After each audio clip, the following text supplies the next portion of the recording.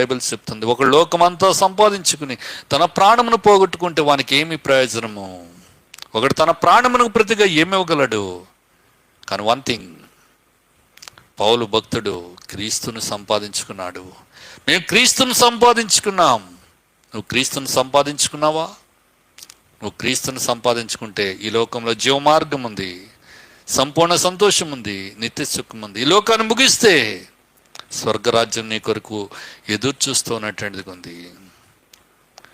నేను స్వర్గరాజ్యాన్ని చేర్చడానికి ప్రభు అయినటువంటి యేసుక్రీస్తు వారు భూలోకానికి కన్యమరియ గర్భం ద్వారా వచ్చి పరిశుద్ధుడిగా జీవించి, దూతల చేత సాక్ష్యం పొంది, సశరీరుడిగా జీవించి, నిరపరాధిగా ఆయన తీర్పు తీర్చబడినటువంటి వాడై, ఏ పాపం మెరిగినటువంటి ఆయన శిలువమ్రానుపై ప్రాణం పెట్టి చనిపోయి పాత పెట్టబడి తిరిగి 3వ రోజున సజీవుడిగా లేచి అందరూ చూస్తుండగా పరలోకానికి ఆయన ఆరోహణమైనాడు. ఆయన మరలా తిరిగి రానన్నాడు.